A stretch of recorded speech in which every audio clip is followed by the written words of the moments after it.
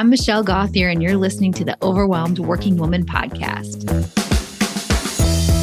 Hello. I have to start off by telling you that this week is Results Week. And what that means is every day this week, I will be sharing the story of a client who has finished 6 months of coaching with me and tell you about where they started, how we made the transformation, and where they are now. If you aren't already on my email list, then you won't be getting these because they're coming via email outside of today's, which is also on the podcast. So if you aren't already, go to my website at michellegauthier, GAUTHIER.com. And on the homepage, there's a button where you can click to sign up for my emails. And that way you will get fun success stories every day this week. If you listen to Tara's story today and you feel inspired and you want to be the next success story and the next person featured in Results Week, reach out to me. There is a link in the show notes and there's a link on my webpage where you can set up a one-on-one consultation with me to talk about coaching. I'd love to talk to you. Before we jump into today's episode, I want to tell you a little bit about the guests that I've asked to join us today.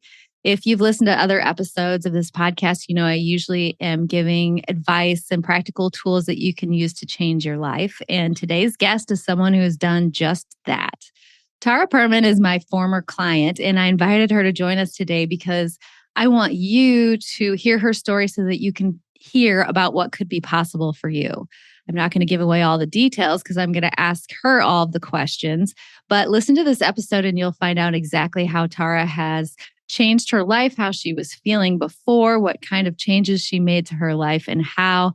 And then she'll just give us a taste of what her life is like now. And we, as always, will not sugarcoat the details. Change can be hard, but we will tell you how this happened. And I think you'll end up feeling really inspired after listening to this one. So Tara, thank you for being here today. Say hello and tell us a little bit about yourself. Hi, everyone. I'm thrilled to be here and honored to be a guest of Michelle's. So I am a Chicago-based coach.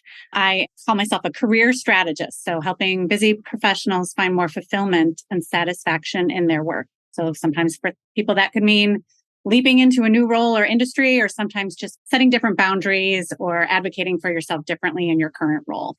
A lot of that work I obviously learned through my own coaching practice, but definitely was kickstarted by a lot of the things that I learned in my time with Michelle. So I'm excited to pay a little bit of that forward by sharing my own experience and some of the things that I learned through Michelle that have helped me be in my business today, doing what I'm doing and loving what I'm doing. Yay for loving what you're doing. Okay.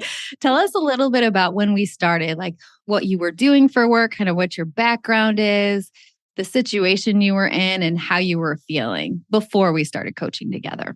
So I met Michelle during the pandemic, and it was a pretty pivotal time of my life for a variety of reasons. And obviously all of us were having lots of changes going on with the pandemic. But for me, she met me when I was about 23 years into a career in professional services doing learning and development work, which for many, many years was fulfilling for me. And I loved it. But a little bit closer to the pandemic, it was starting to feel quite stressful to me. It was long hours. It was a lot of travel. The things it was taking to stay relevant in that industry were not exciting to me anymore. And I just wasn't feeling interested in getting promoted. I wasn't interested in all the things I needed to do to kind of position myself to continue to stay successful, and was just feeling a bit lost at my job. And coupled with the fact that I was married to an entrepreneur who traveled a lot and has a completely opposite work schedule than what I had, I was taking the primary parent load all while working full time, traveling, all the things. And it just felt like too much. So insert the pandemic, which totally screwed that all up too, because, now I'm homeschooling on top of all that. And so as I reflected on some changes I wanted for myself, I really identified the parts of my job that I loved, which were the people development parts of it and no longer the project and program management parts of it. And I worked a lot with coaches in my former role. In fact, we employed coaches at my firm and they partnered with us to create these learning and leadership programs that I was leading. And I was really inspired by their work and how every day they were doing people development and having a lot more impact because working one-on-one with people as opposed to the larger scale work that I was doing.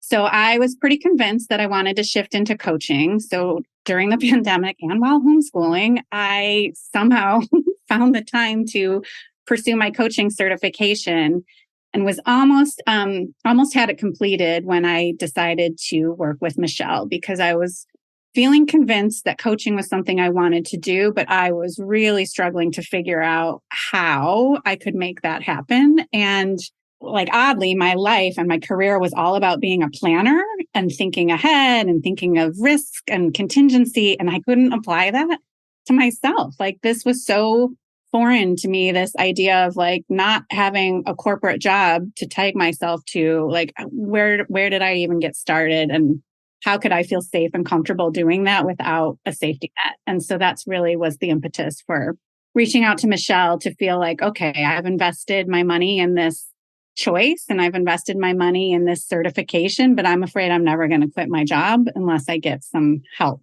from Michelle to figure out how to do that. Yes, yes. Oh my gosh. I felt the same way when it was me quitting my job, because even if you don't like it and you know you want to leave, there's so much security in not only the money and the health insurance, but like the identity, being the known expert and knowing exactly what to do and knowing all the people. That's it feels really scary when you're all of a sudden going to just totally depend on yourself. Yes. Yes. And although I was resenting that role in my marriage of being the provider and the steady income person and the health insurance like person, I was resenting that. But at the same time, that was something I really identified with. Like, I was this independent, self-sufficient woman who did provide for my family in that way, and to not throw it away, because I'm not throwing it away, but to risk that at the age that I was, and even at the ages that my children were, not old enough to be, empty nesters. That was a kind of a scary proposition. And to your point, Michelle, like, walking away from something I identified even though I didn't choose that as my identity, I'd gotten used to that as my identity, and I didn't know who else I was besides those things. Yes, yes. So if you had to describe in one or two words the way that you were feeling at that time, how would you describe your feeling? Overwhelmed, for sure. And I was feeling unclear, needing clarity, needing a plan. Yeah. And I needed, and I can obviously speak to it too, but I needed someone, like, my husband was amazing in this process for me of like, yes, do it. I support you. I mean, he's an entrepreneur himself, and he's really comfortable with risk. So there was never a part of him that was fearful of me quitting my job. He was like, do it tomorrow. I was the one who was really holding back. And for whatever reason, actually in my coaching now with others, I call this chaperone seeking, but I was chaperone seeking Michelle to like help me. My husband's word wasn't enough. I needed like someone else to be able to say, put the date down, use this as your quit date. You've done enough to plan. You're ready. That's great. I love that term. That's awesome.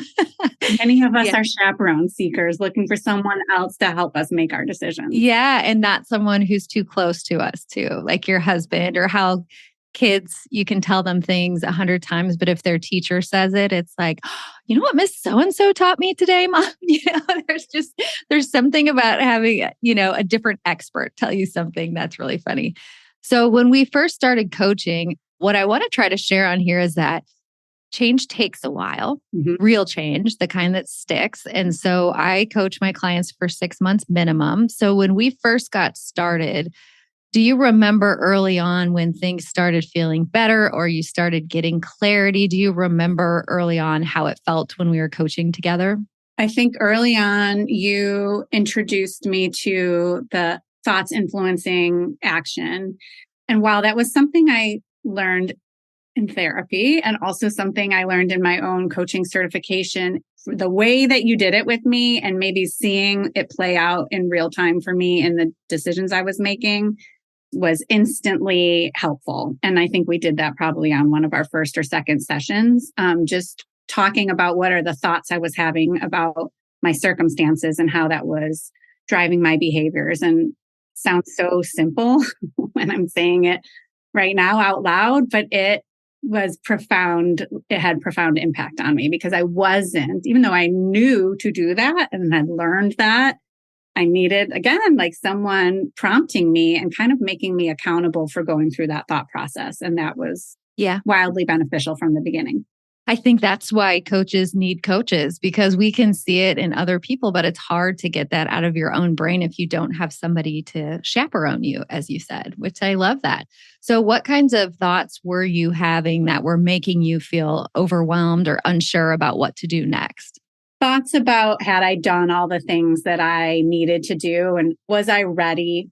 You did a lot of work with me on figuring out like who was my ideal client and what was my unique value in working with clients, and just audibly saying those things out loud and creating that evidence was what I needed. And realizing that you would ask me a question that I hadn't necessarily thought through, but I had an answer. Like, oh, I do know what my brand is, or I do know what my take is, or I do know what my approach would be. So really creating a lot of that evidence list that would support me feeling more comfortable making choices. And I think really just the work that we did for me of getting more comfortable with fear. Like fear is going to be there on every step of this journey, but how, like if I can expect it and if I can talk to it and if I can, for me, like thank it, like, oh, thank you, fear. You're trying to get me to recognize that I need to be thinking about this.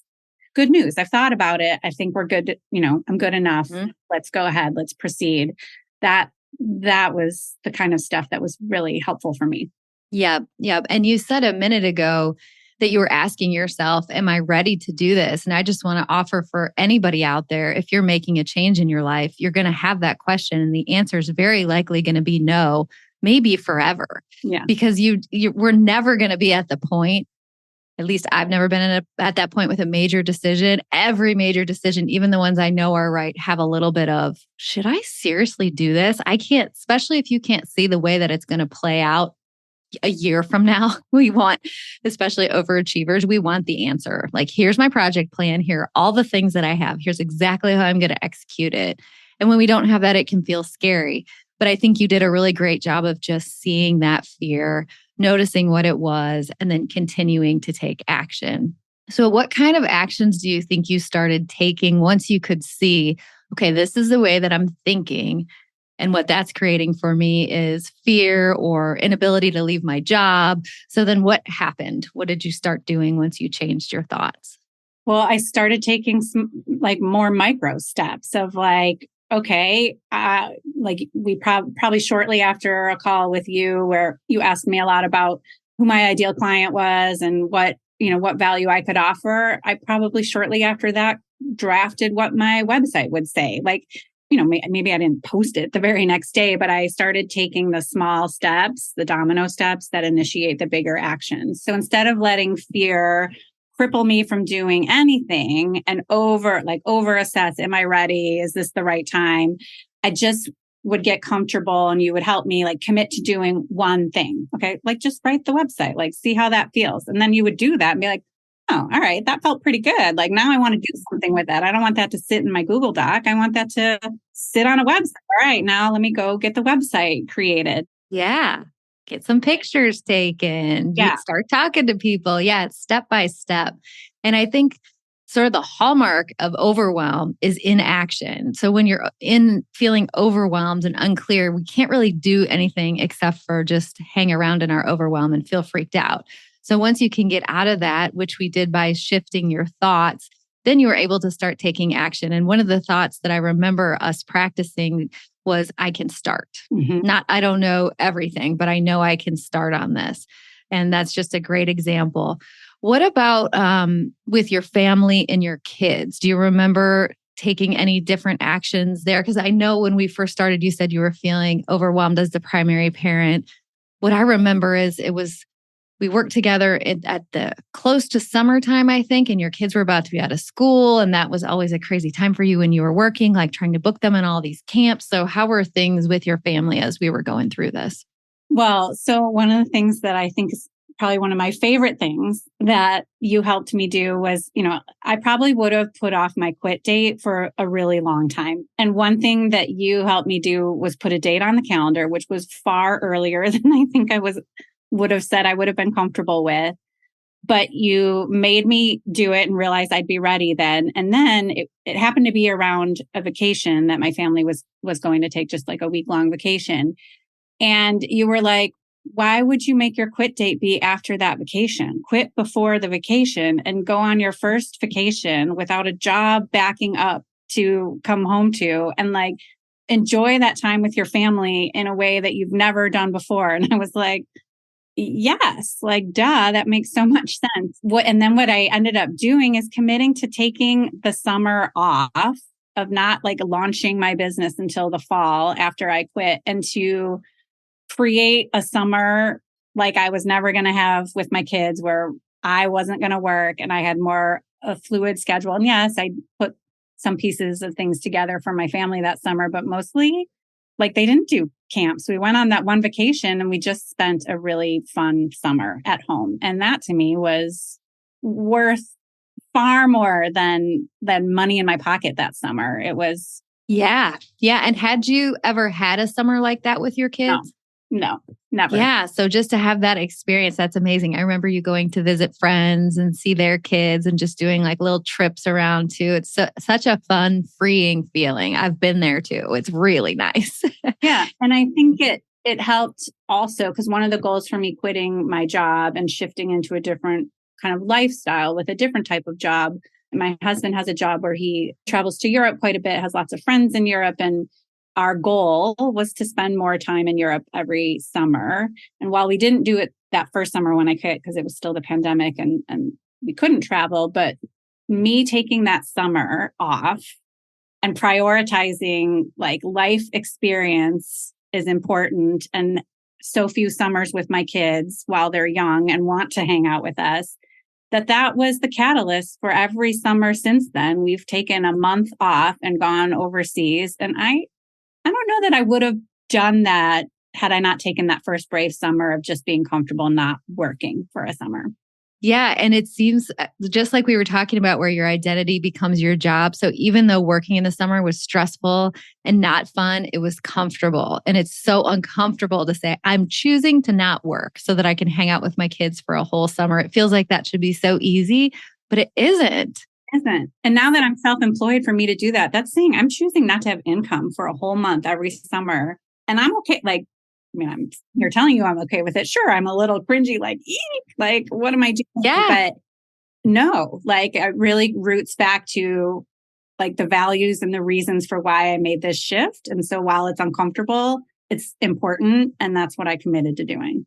Yeah, that's so amazing. I also feel like you're downplaying your trip situation. You guys, her husband owns a wine store and they get to go to Europe.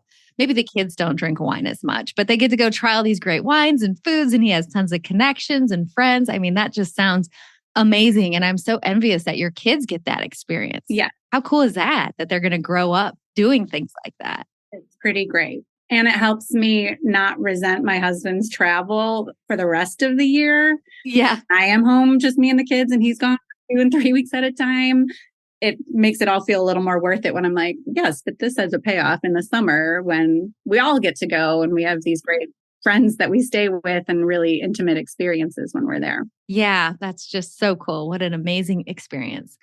So what would you say, which change that you had to make felt like the hardest one for you? I'm going to shift gears a little bit, because it wasn't about the business. It was about one of the other really critical things you taught me was feeling the feelings and prioritizing time to go through the emotions when something is hard. And there were probably things I did related to that about the business. So no doubt I had to like feel the uncomfortable feelings and the worry and the fear. But I think where it had the most meaning to me was some of the things we talked about when we were working together were friendship changes that I was going through, call it midlife, call it pandemic, lots of things were going on. And there was a particular friendship that I was really missing and had changed so dramatically. I just was having trouble navigating that. I was learned through working with you that I was really just pushing those feelings that I was having about that to the side. Like, I don't have time to worry about that. Like, move on. I've got so much other things going on. We had a session about feeling the feelings. You gave me homework about spending time before we met again of feeling the feelings and like make sure that I like don't push them away and I lean into them and I do it. And like, you know how you have some moments in your life that are just so crystal to you. And for me, it was a moment related to that. Like I can tell you what highway I was on driving my car and crying about the change in this friendship. And it was so cathartic and so helpful that I teach it to my clients and give them homework about feeling the feelings. But that to me was one of the most impactful things that we did. That's awesome. That is so great. I think it's in Untamed, that book Untamed by Glennon Doyle, where she talks about if you ignore your feelings, it's just like when someone comes and rings your doorbell and you don't answer, they just keep coming back and they just keep coming back. So if you just process those feelings, which always feels scary, but actually when you do it, it never really lasts that long. I think people have told me, and I used to think this myself, if I start crying, I'm going to cry for 4 days. Right. You might, but I've never had that experience. Usually it's like a few solid minutes. Maybe you feel sad after, but then you can handle it. You can accept that maybe this friendship changed or decide to make a change yourself and maybe try to reconnect or whatever it is. But feeling the feelings is so important. And it's funny how hard it is to feel your feelings when you've been in the mode for so many years. I'm speaking of myself, but it might resonate with you, Tara, of I've got so much to do. I do not have time to feel sad about this. Yeah, totally. That's exactly where I was. I was like, I'm going to class at night and I'm working and my kids are homeschooling and I don't have time to mourn this friendship change. I don't even have time to be a friend, but what a disservice I was doing by not paying attention. Yeah, exactly. I feel like, sorry, self. Sorry, you were trying to tell me something and I just was not listening. That's funny. Did anyone around you, like your mom or your friends or your husband, notice differences in you when you were doing coaching? Yes. Well, my husband in particular would be like, oh, did you get that from Michelle? Like kind of in a jokey way, like, oh, is that a Michelle thing? In a good jokey way. But he was recognizing that I was making more assertion with what I wanted and was having different kinds of conversations about what I wanted. So yes, he definitely noticed. I'm going to change gears again, but like we had a marital challenge, my husband and I, before all this happened. So well before I was considering being a coach, and went to therapy and have really buttoned things up and we're in a much healthier, better place. But there were times, Michelle, when you and I talked that things about my marriage came up because obviously any career decision has impact on marriage. And a lot of the choices that I was looking to make in my life were directly related to things that came out of my marital crisis about prioritizing myself and advocating what I wanted and needed for myself and what would make me happy in my life. And that was career change. But that was all really new for me to be able to say things to my husband like, what I really want is this. And what that means to you and the family is this change. And I'm not asking permission. I'm telling you that's what I want. And I'm expecting that change to happen.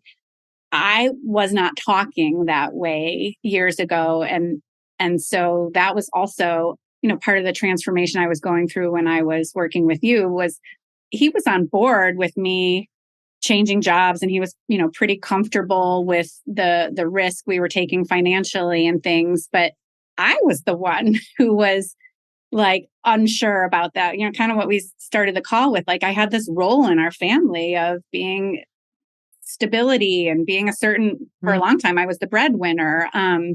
Like he was comfortable with the changes, but I wasn't comfortable with how, like, I wanted him actually to second guess me or like, are you sure this is what you want? Are you sure this is the right choice? And he wasn't doing any of that. So I think a lot of the work that we did too was me getting comfortable saying out loud what I want, telling people what that was going to look like, and then following through and, having some actions related to that. But now I feel like I talked a little bit in a circle, but Makes sense because we started off talking about, did other people notice you change? And of course they do.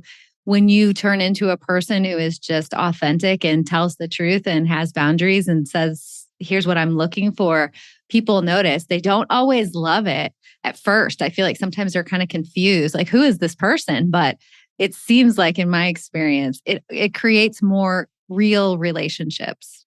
Yes. And I think being like a truth teller was a bigger change for me. Like I wasn't so used to being like even the friendship changes that we talked about. Like I had to have some, for me, scary conversations with some friends that had some friendship changes for me. And that was really hard for me. And I don't know that I would have done that before. I think I definitely would have avoided that. So yes, I am more of a truth teller and more comfortable sharing what my feelings are in a situation. Yep. And I think that sort of the opposite end of that spectrum is being a full-on people pleaser. So it's not like you were lying before, but maybe you would have just not said what you wanted or would have been thinking about what the other person wants. And now it sounds like you're more of an advocate for yourself and what you want. Yeah, for sure. I have a history of like diminishing my own feelings and things, or like, yeah, I'm not perfect on that yet. I definitely still have pieces of that show up for myself. Me too. I feel like the awareness is the key. When it comes up and you can see, oh my gosh, that was the people pleaser in me trying to speak up again. Yeah. It's just good to notice it. So tell us how your life feels now, what it looks like now, just in general, how things are going. Yeah. So I would say things are great. I did quit that job that I was afraid to quit. I quit the job. I went off on my own and have my own coaching practice and do some contract work as well. I love the work that I'm doing every day. I never thought I could be this happy with my job. I'm busy. I definitely am busy. I probably have to set some different boundaries about how much work and effort and time I'm taking at my job. But the difference is I am enjoying it and it feels way more validating and fulfilling than what I was doing before. And I'm still the primary parent in my husband and I's relationship just because of his schedule. But I have a lot less resentment on that than I did previously because I have a different kind of job stress than what I had before. It's more of a volume stress than it is an effort stress. And so I'm able to manage that differently. And as we talked about before, we're taking that month-long vacation. And even my husband and I have done a better job of prioritizing some trips, just he and I without our kids, because that was a piece that was missing, was having some different kind of quality time with him.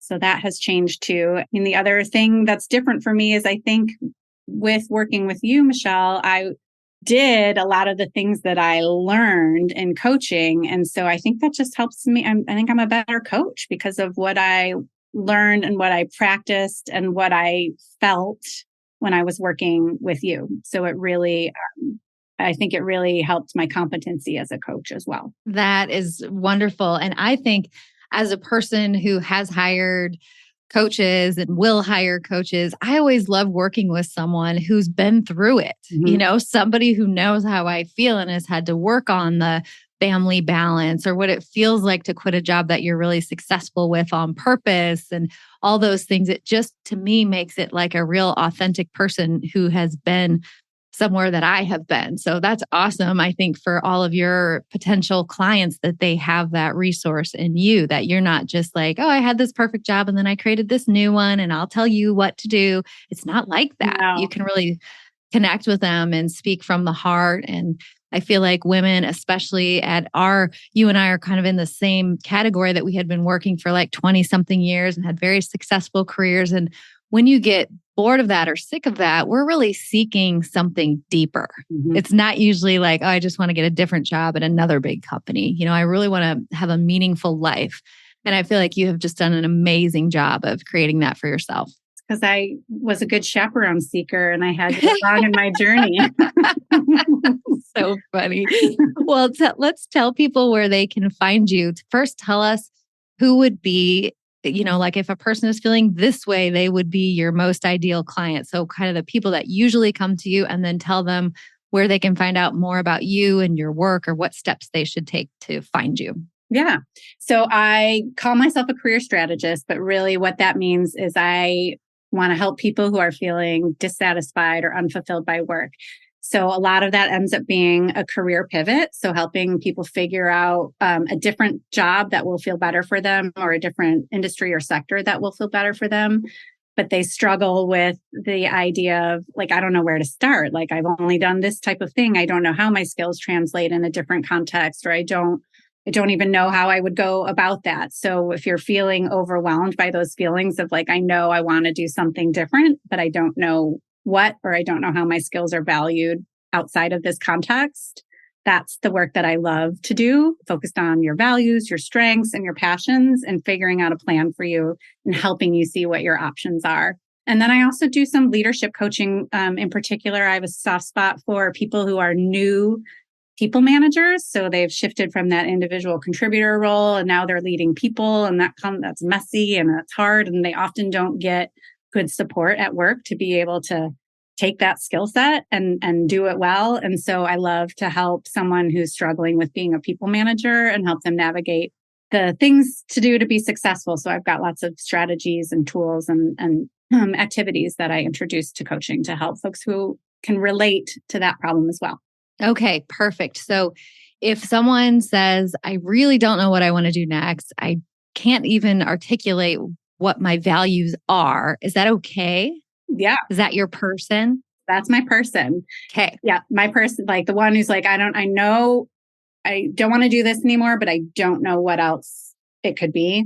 I'm your girl. I will happily help you figure that out. And I've got lots of things to introduce to those conversations for you to get that clarity. Okay. And where should they go to find you? So you can find me at tarapermancoach.com. So Tara, T-A-R-A, Perman, P-E-R-M-A-N, tarapermancoach.com. Perfect. Okay. Go check her out and follow her. I can definitely tell you she is wonderfully smart, kind, a fantastic coach. I endorse everything about Tara. She is wonderful. So go check her out. And thank you so much, Tara, for just being vulnerable and talking about your experiences and sharing what you learned in coaching. Is there anything I forgot to ask you? Is there anything else you want to add? I don't think you forgot to ask me anything, but I just want to say that this was a lot of fun. And it feels like I recapped a snapshot in my life that feels like forever ago. I'm kind of like surprised at how long ago it was that we worked together, but I still to this day use so many of the things that we worked on together. So even if you invest in coaching for just one period of time in your life, if you're doing it and you're committed to the process, you will learn lifelong skills and strategies to help you far beyond your initial. I'm so glad you said that, because I do think it's human nature to think, wow, that's a lot of money to invest in myself for 6 months' time, but it's really to invest in myself for the rest of my life that will be completely different when I do this. Totally. Yes, I would say probably every day I use something that I learned in my time with you. Oh, wonderful. Thank you. I'm so glad to hear that. Okay, well, that's it for today. Thank you so much for listening. And thanks, Tara, for joining us. It was great to have you. My pleasure. Thanks, Michelle. Thank you for listening to the Overwhelmed Working Woman podcast. If you want to learn more about my work, head over to my website at michellegauthier.com. See you next week.